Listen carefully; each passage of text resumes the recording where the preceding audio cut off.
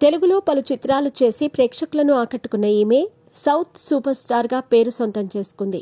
కన్నడ, మలయాళం, తమిళ్ భాషా చిత్రాలలో నటించి మెప్పించిన నయనతార ఇప్పుడు హిందీలో కూడా పలు సినిమాలు చేస్తూ వస్తోంది.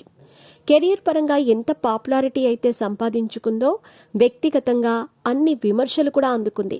ముఖ్యంగా ఇద్దరితో ఎఫ్ఐఆర్ నడిపి వార్తల్లో నిలిచిన ఈమె చివరికి విఘ్నేష్ శివన్ను వివాహం చేసుకున్న విషయం తెలిసిందే. వివాహం అనంతరం సరోగసీ ద్వారా ఇద్దరు మగ కవల పిల్లలకు జన్మనిచ్చింది. మీ పెట్స్ కి గ్రూమింగ్ నుంచి బర్త్డే సెలబ్రేషన్స్ వరకు అన్నింటిలో మంచి ఆఫర్స్ ని మాయా టైల్స్ అండ్ ట్రయల్స్ వారు మీ ముందుకి తీసుకుని వచ్చారు. ఎక్కడో కాదు, మన బాజ్పల్లిలో. Phone number 8985555318. ఇదిలా ఉండగా సినీ ఇండస్ట్రీలోకి ఎవరి సహాయం లేకుండా వచ్చి నేడు లేడీ సూపర్ స్టార్గా పేరు సొంతం చేసుకుంది. అంతేకాదు, ఇండస్ట్రీకి వచ్చి దాదాపు 2 దశాబ్దాలవుతున్నా ఇప్పటికీ అదే స్టార్ స్టేటస్ని అనుభవిస్తుంది నయనతార. ముఖ్యంగా సౌత్ సినీ ఇండస్ట్రీలో అత్యధిక రెమ్యునరేషన్ తీసుకుంటున్న హీరోయిన్గా కూడా రికార్డు సృష్టించింది. ముఖ్యంగా బాలీవుడ్ హీరోయిన్స్ పారితోషికాన్ని కూడా వెనక్కి నెట్టి స్టార్ స్టేటస్ని అందుకుంది ఈ ముద్దుగుమ్మ.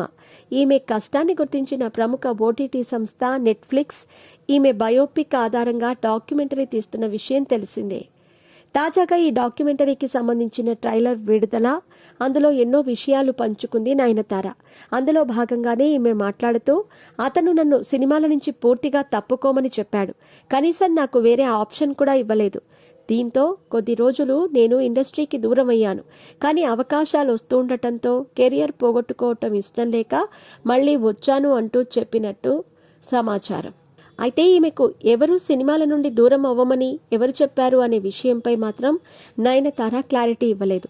మొత్తానికైతే నయనతార చేసిన ఈ కామెంట్లు సోషల్ మీడియాలో వైరల్గా మారుతున్నాయి.